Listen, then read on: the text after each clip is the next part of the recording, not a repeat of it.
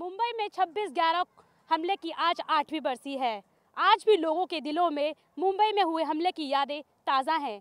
जब भी हम मुंबई में हुए हमले के बारे में सोचते हैं तो हमारे रोंगटे खड़े हो जाते हैं। 8 साल पहले आज ही के दिन शाम के वक्त गेटवे ऑफ इंडिया के रास्ते आतंकी शहर में घुसे और CST railway station, Nariman House, hotel Taj और होटल ओबरॉय में गोलीबारी करने लगे। करीब 20 घंटे तक लोगों को बंधक बनाकर आतंकी गोलीबारी करते रहे। भले ही मुंबई आतंकी हमले को 8 साल बीत गए हों, मुंबई की रफ्तार वापस पटरी पर लौट गई हो, लेकिन उनके चश्मदीद गवाहों की जिंदगी मानो ठहर सी गई है। उनके सामने हुए खूनी संघर्ष को उनके दिलों में आज भी वह ताजा है।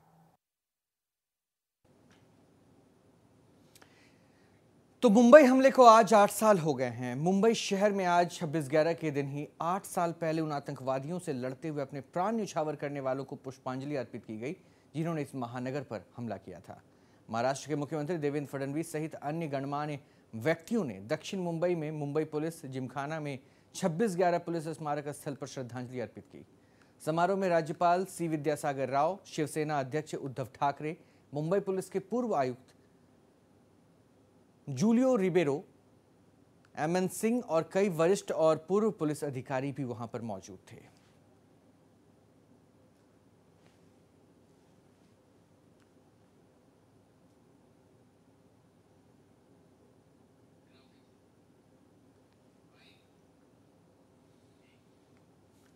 चलिए 26/11 के उस घटना के बारे में हम आपको बताते हैं कि वो घटना दरअसल हुआ कैसे था।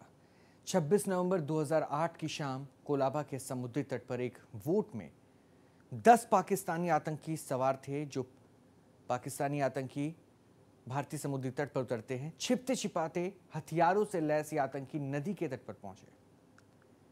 करीब 10 आतंकी कोलाबा की मच्छीमार कॉलोनी से मुंबई में घुसे और तुरंत अपनी घिनौनी करतूतों को अंजाम देने लगे।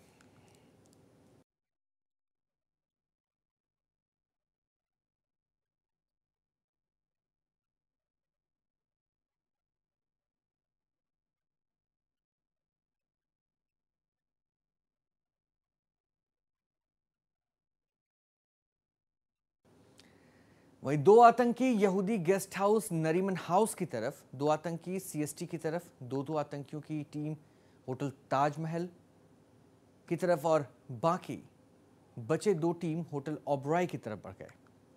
आतंकियों की पहली टीम में इमरान बाबर और अबू उमर नामक आतंकवादी शामिल थे। ये दोनों लियोपोल्ड कैफे पहुंचे और रात करीब 9:30 बजे जोरदार धमाका किया। आतंकियों की दूसरी टीम में अजमल आमिर कसाब और अबू इस्माइल खान शामिल था। दोनों सीएसटी पहुंचे और अंधाधुंध गोलियां बरसाने लगे। इन दोनों आतंकियों ने यहां 58 लोगों को मौत के घाट उतार दिया। 26/11 मुंबई हमले के अकेले जिंदा पकड़े गए गुनाहगार अजमल आमिर कसाब को पूरी कानूनी प्रक्रिया के बाद पुणे के यरवदा जेल में फांसी दी गई। तीसरी टीम अब्दुल रहमान बड़ा और जावेद उर्फ अबू अली होटल ताजमहल की तरफ निकल गए थे। होटल के बहादुर कर्मचारियों की सूझबूझ से सभी मेहमानों को होटल के पिछले गेट से बाहर निकाल लिया गया था। होटल ओबराय में आतंकियों की एक टीम रिसेप्शन पर पहुंची और अचानक अंधाधुंध गोलाबारी शुरू कर दी। इस गोलाबारी में होटल के 32 मेहमानों की जानें चली गई थी। महाराष्ट्र एटीएस के प्रमुख हेमंत करकरे, पुलिस अधिकारी विजय सालस्कर, आईपीएस अशोक कामटे और कांस्टेबल संतोष यादव आतंकियों से लोहा लेते समय इस हमले में शहीद हो गए। राष्ट्रीय सुरक्षा गार्ड्स और आतंकियों के बीच लंबी मुठभेड़ में 9 आतंकी मारे गए और 10वें आतंकी अजमल कसाब को जिंदा पकड़ा गया।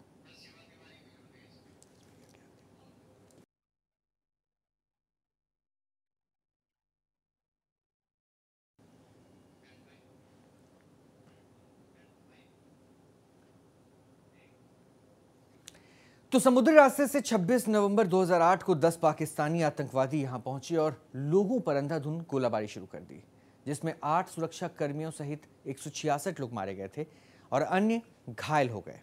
आतंकियों ने करोड़ों रुपए की संपत्ति को नुकसान भी पहुंचाया। उस समय के एटीएस प्रमुख हेमंत करकरे, सेना के मेजर संदीप उन्नीकृष्णन, मुंबई के अतिरिक्त पुलिस आयुक्त अशोक कामटे और वरिष्ठ पुलिस इंस्पेक्टर विजय सालस्कर सहित कई अन्य लोग हमले में मारे गए।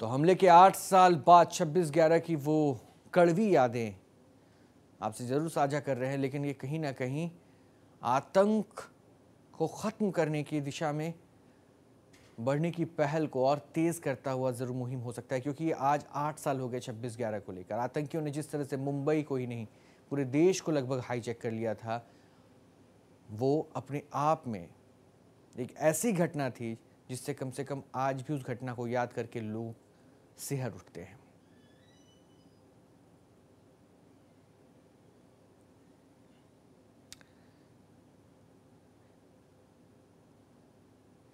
वैसे तो यह हमला 26 नवंबर को शुरू हुआ था और यह 29 नवंबर तक जारी रहा। छत्रपति शिवाजी टर्मिनल, ओबरॉय ट्राइडेंट, ताज पैलेस और टावर के साथ साथ लेपर्ड कैफे, कामा अस्पताल, नरीमन हाउस, यहूदी समुदाय केंद्र आदि वो स्थान थे जिन्हें आतंकियों ने अपना निशाना बनाया। अजमल कसाब एकमात्र आतंकवादी था जिसे जिंदा पकड़ा गया था। 4 साल के बाद उसे 21 नवंबर 2012 को फांसी दी गई। पाकिस्तान आज भी इस पूरे घटनाक्रम के बाद अब तक कोई बड़ी कार्रवाई की दिशा में नहीं बढ़ा और अब तक कितने भी डॉजियर सौंपे गए हैं भारत की तरफ से, उन्हें पर्याप्त सबूत ना बताते हुए लगातार आतंकियों को महफूज करने की दिशा में कार्यरत बना रहा।